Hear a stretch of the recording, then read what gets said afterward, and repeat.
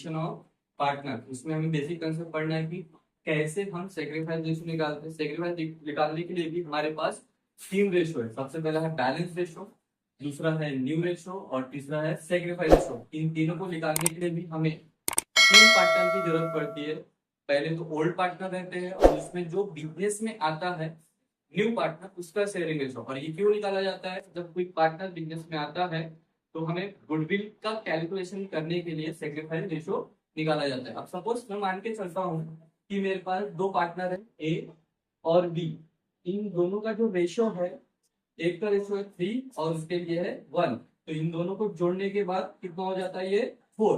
तो वैसे में ही मेरा ओल्ड रेशो जो बनता है, ठीक है, ए के लिए ए इक्वल 3/4 और बी के लिए ओल्ड रेशो क्या बन जाएगा मेरा? 1/4। अब मान के चलता हूँ कि जो आने वाला पार्टनर है सी, उसका जो रेशो बनेगा वो रहेगा, मैं अपने तरीके से मान के चल रहा हूँ कि 1/5 लेते हैं। अब ये मैंने क्यों लिया हूँ? ये जो रेशो मुझे कैलकुलेट करना है ये इनके अकॉर्डिंग करना है, ठीक है। तो कैलकुलेट करते हैं सबसे पहले बैलेंस रेशो। बैलेंस रेशो निकालने के लिए हमारे पास फार्मूला होता है, ठीक है, 1 माइनस न्यू पार्टनर, ठीक है, न्यू पार्टनर शेयरिंग रेशो, ठीक है। तो अब मैं कैलकुलेट करता हूँ क्योंकि जो नया पार्टनर आ रहा है वो कौन है मेरे पास? सी।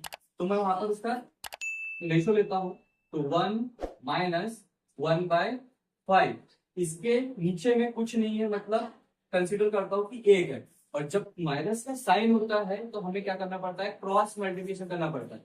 इसको इससे करना है और इसको इससे, और जो नीचे वाली संख्या है उसको सीधा सीधा मल्टीप्लिकेशन करना है। तो जैसे कैलकुलेट करते हैं यहाँ पर 5 1 जा 5 माइनस 1 इंटू 1 और डिवाइड में 5 1 जा 5।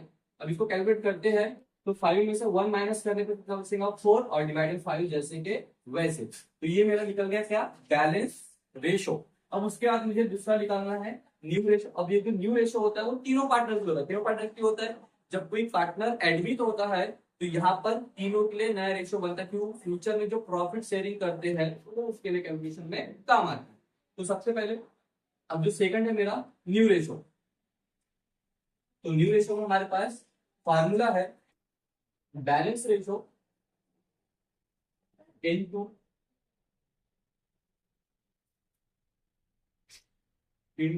ओल्ड रेशो, ठीक है। तो सबसे पहले मैं पहले पार्टनर को निकालूंगा। पहले पार्टनर को मैंने क्या कंसीडर किया हूं? ए। तो ए इक्वल, ठीक है, उसके लिए सेम जो मेरा बैलेंस रेशो रहेगा दोनों के लिए सेम रहेगा। तो बैलेंस रेशो मेरा कितना निकला है? 4/5 और साइन का है इनटू का। तो उसके लिए जो ओल्ड रेशियो मैंने यहाँ पर बना के दिया हूँ कितना है? 3/4। तो 3/4 जैसे कि वैसे। और ये बात आपको ध्यान रखना है कि जब हम न्यू रेशियो निकालेंगे और जब उसमें साइन जो रहता है इनटू का रहता है तो सीधा सीधा इनटू करना पड़ता है। तो यहाँ पर मैं इनटू करता हूँ, 4 3 12 एंड 5 इंटू 4 20, ठीक है। ये मेरा ए के लिए निकल गया। देन उसके बाद मैं बी के लिए निकालता हूँ, तो बी के लिए भी सेम कंसीडर रहेगा balance ratio into old ratio. Balance ratio आपको वही लेना है 4/5 इंटू, ठीक है। अब इंटू में हमारा ओल्ड रेशो देखना है, बी के लिए कितना था? 1/4।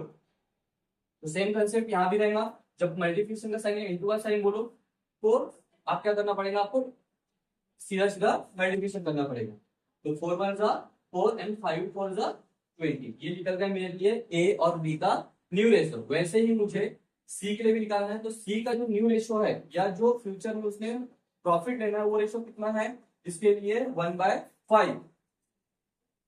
बट मुझे देखना है कि जब ओल्ड पार्टनर का न्यू रेशो बनाया तो इसके डिवाइड में, मतलब इसके बटे में 20 है, इसके बटे में भी 20 है, तो इसके बटे में भी 20 लाने के लिए मुझे ऐसी संख्या या ऐसे नंबर से इंटू करना है कि इसके बटे में भी कितना आना चाहिए? 20। तो मैं लेता हूं यहाँ पर 4/4, मतलब आपको ऐसे संख्या से इंटू करना है, ऐसे नंबर से इंटू करना है कि इसके बटे में भी 20 आना चाहिए। तो मैं 4 इसके डिवाइड में 4 लेता हूं, तो अगर मैं इंटू करूंगा तो इसके डिवाइड में भी कितना आ जाएगा?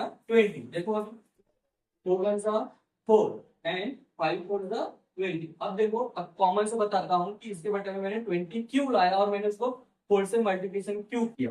अब देखा जाए तो ए के ऊपर में, मतलब इसको बोलते हैं न्यूमरेटर, न्यूमरेटर में कितना हमारे पास? 12।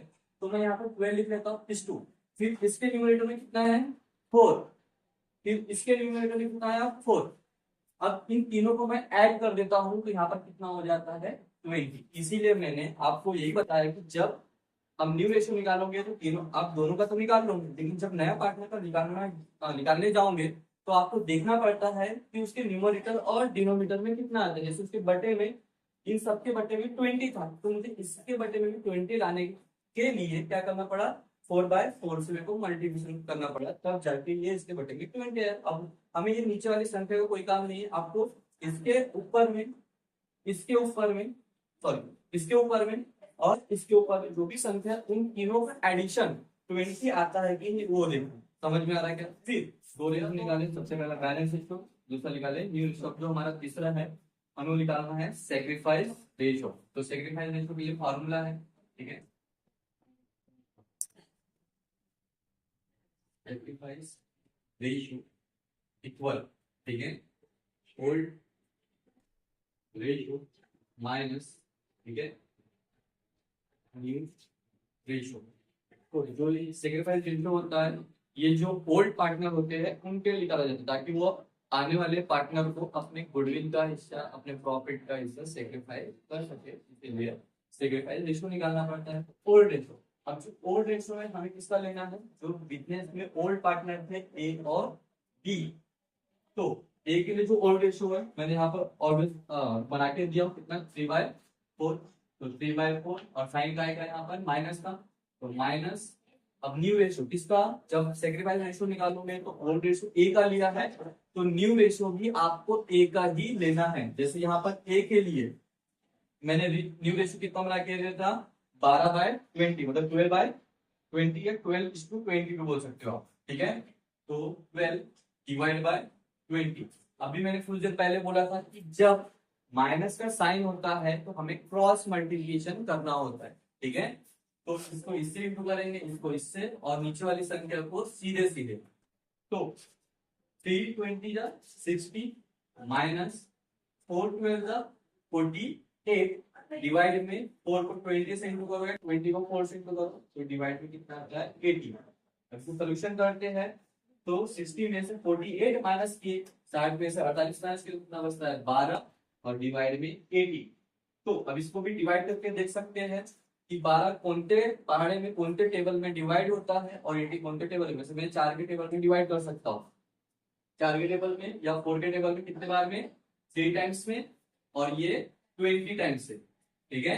देन अब उसके बाद मुझे बी का भी निकालना है, तो बी के लिए भी सेम कंसेप्ट रहेगा, उसका ओल्ड रेशो, उसके लिए ओल्ड रेशो कितना था 1/4, तो 1/4 जैसे कि वैसे, माइनस उसके लिए न्यू रेशो यहाँ पर निकाला गया था कितना 4/20, तो 4/20। अब सेम कंसेप्ट रहेगा, जब माइनस का साइन रहेगा तो क्रॉस मल्टीप्लिकेशन ही करना है, क्रॉस गुना करना है, ठीक है। तो 21 20 4 into 4 60 एंड डिवाइड में 80। तो सेम कंसेप्ट रहेगा कि 20 में से 16 माइनस करेंगे कितना बचेगा 4 एंड डिवाइड में 80। आपको देखना है फिर से सेम कौन से टेबल में जाता है, ये 1 टाइम्स में और ये 20 टाइम्स में, तो 1/20। अब यहाँ पर क्या करना है, आपको मैच करके देखना है कि आपका ओल्ड रेशो और सेक्रीफाइस रेशो सेम आता है कि नहीं। वैसे तो बहुत सारे क्वेश्चन में ये सेम आता है, लेकिन कभी कभी रेयर केस में ये सेम नहीं भी आता, तो आपको कंसिडर लेके चलना है कि जब सेक्रीफाइस आपका जो भी निकले आपको गुडविल उसी में ही बांटना है। फिलहाल अभी हमारे इस प्रॉब्लम में जो सेक्रीफाइस रेशो है और जो ओल्ड रेशो है वो दोनों सेम मैच होता है। वो कैसे मैच होता है देखिए, यहाँ पर आपको क्या करना है कि जो ए का है, ए का ऊपर वाला संख्या और जो बी है उसके ऊपर वाले संख्या को लेना है। तो यहाँ पर सेक्रीफाइस रेशो इक्वल 3:2। इस तरीके से हम क्या करते हैं, सेक्रीफाइस रेशो को कैलकुलेट करते हैं, सॉरी 1, ठीक है।